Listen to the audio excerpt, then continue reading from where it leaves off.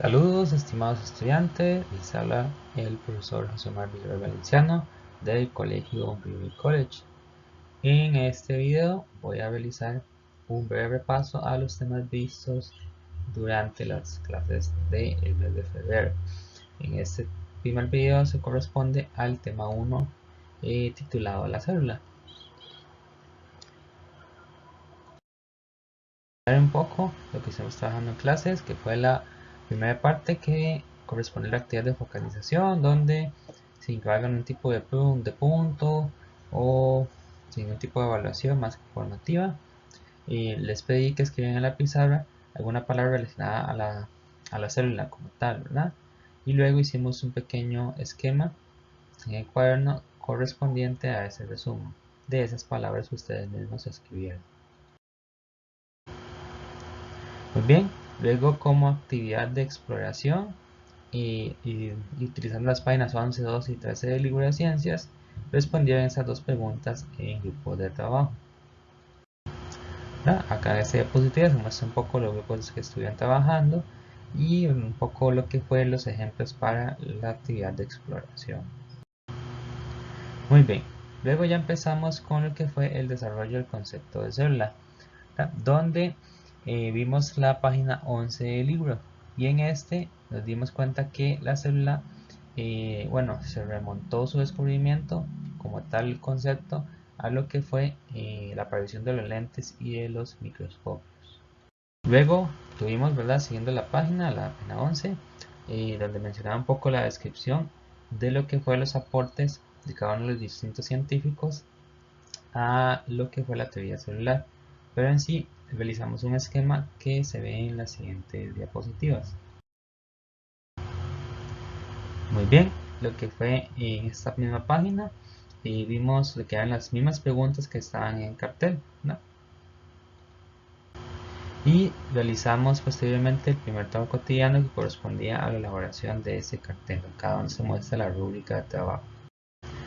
Muy bien, ya lo que es propiamente los temas o el tema fuerte o las explicaciones se ve en esta parte que fue la reflexión y contraste, donde tuvimos este esquema que aparece en el cuaderno, también en las páginas 11 y 12 y 13 del libro, donde tenemos los aportes de Robert Hooke, Matthias Schelling, Rudolf Virchow, Anton van Leeuwenhoek y Theodor Schumann. Bien, entonces este esquema, como les recuerdo, está en el cuaderno que resumía la información presentada en las páginas 12 y 13 del libro, que también lo vamos a ver a continuación. Entonces, como menciona la página 12, Robert Hooke determinó el corcho estaba formado por una serie de celdillas ordenadas en unas colmenas. Entonces, el descubrimiento propiamente de Robert Hooke correspondió a que las células eran como una especie de celdas, por así decirlo, como pequeños espacios que se repetían una y otra vez en todos los seres vivos, indiferentemente de los tejidos. En especial fue lo que él observó. Eso en 1665. Luego, Anton Leeuwenhoek, gracias a la observación de microorganismos, se dio cuenta que habían seres vivos, ¿verdad?, sumamente pequeños en lugares como el agua o otros lugares como superficies.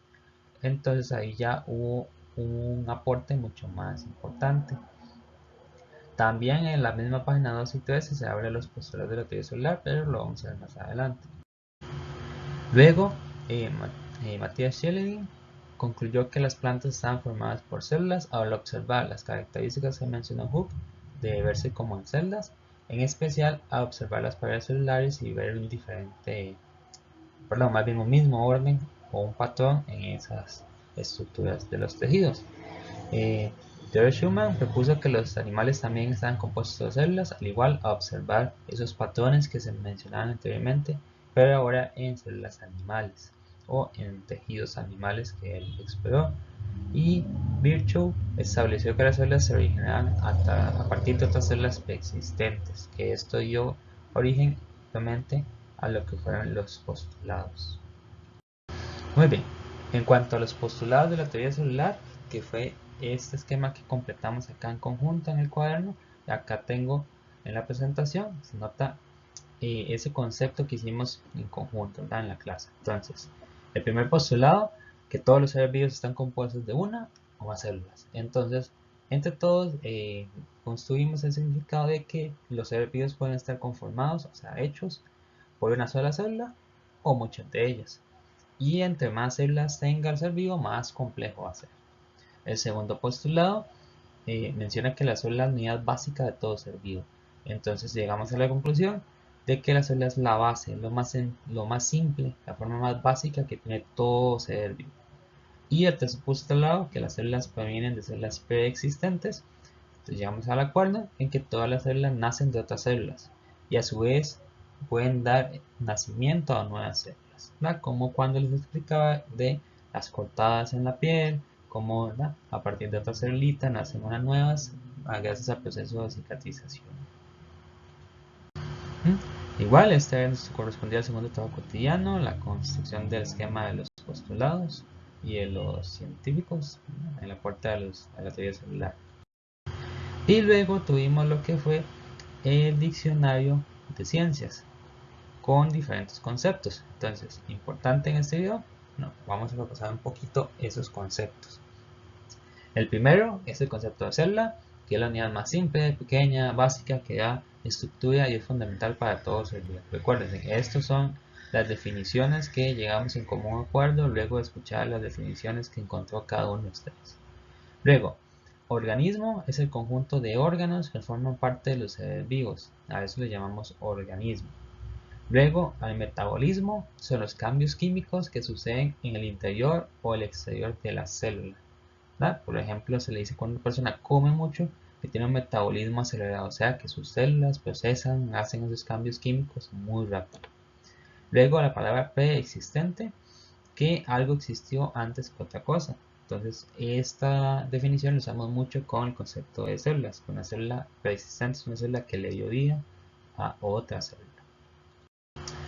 Luego tenemos el concepto estructural, que para nosotros en la parte de ciencias, en biología, vamos a decir que es la función de la célula que permite dar forma a los tejidos, a los órganos, a los seres vivos. O sea, es esa función, esa meta que tiene la célula para poder darle la forma a todo lo que son. ¿Okay?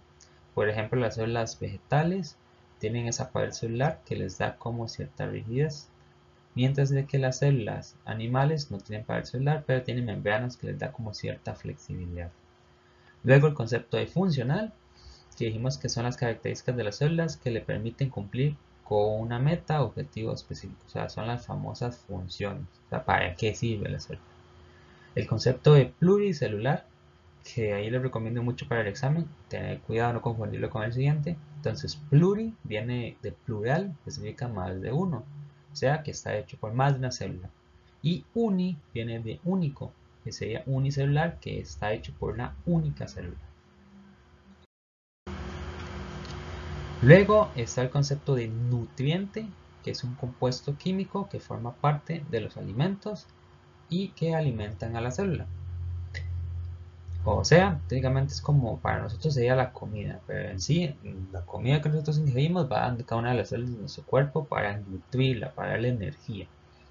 Luego la fagocitosis es el proceso por el cual una célula se alimenta de otra célula o bien ingiere una molécula que es muy grande. O sea, fagocitar sería como tragárselo. Y como vimos en las imágenes del libro, y las explicaciones que les hizo, es como que se traga, como si fuera Pac-Man comiéndose una bolita o un fantasmista del videojuego, ¿no? El eritocito corresponde a los glóbulos rojos que ayudan a transportar el oxígeno a la sangre, o sea, es otra forma en la que se le llaman a los glóbulos rojos. Y la citogénesis es la fase de la división celular donde la célula se divide en dos partes. Esto, cuando vamos al tema de división celular, va a ser muy importante. Sin embargo, recuerden que cada una de esas palabras las vimos porque en el libro, para este tema, era necesario comprenderlas para poder tener una buena comprensión de lectura. ¿Ve? Luego, ya para ir finalizando la clase y el tema como tal de este video, se hizo la sección de aplicar lo aprendido. En esta, ¿verdad?, de forma individual respondieron a estas preguntas del libro. ¿Cuál es el papel de la célula en la organización de los seres vivos? Entonces acá podemos poner las funciones que vean, por ejemplo, dar estructura, dar cumplir diferentes funciones o metas o objetivos también. Y también pues ser la unidad básica de todo ser vivo, ¿no? Luego, ¿qué significa el término pluricelular? Que está hecho por más de una célula. Y decía, somos los seres humanos organismos pluricelulares. Entonces, podemos decir que sí, pero dice justifique su respuesta. Entonces hay que tener cuidado. No basta con decir que sí. ¿Por qué sí somos pluricelulares? Bueno, porque estamos conformados por más de una célula y además las células que nos conforman cumplen diferentes funciones. Por ejemplo, los eritrocitos, los glóbulos rojos, ¿da? Que transportan el oxígeno, las neuronas, entre otros tipos de células.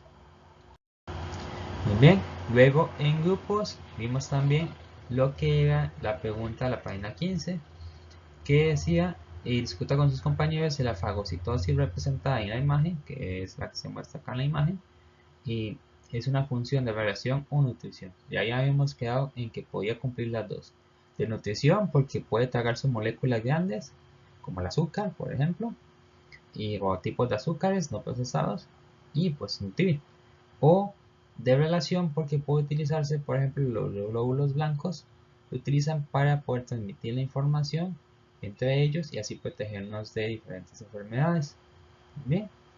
Y aquí vienen también algunas de las funciones de la célula. Decía ser vivo unicelular y ser vivo pluricelular, ¿no? Pero eso es más de lo que ya hemos comentado. Muy bien. Y ya para terminar el tema, hayan respondido en el cuaderno de manera individual cuáles son los postulados de la teoría celular, ¿da? Y se les pidió un ejemplo de cada uno. Ahí se quedó revisado en el cuaderno. Y luego, porque es importante estudiar las células. Bien. Entonces esto sería todo de mi parte. Les deseo muchos éxitos en la próxima prueba de ciencias. Se despide el profesor José Manuel Villarreal Valenciano.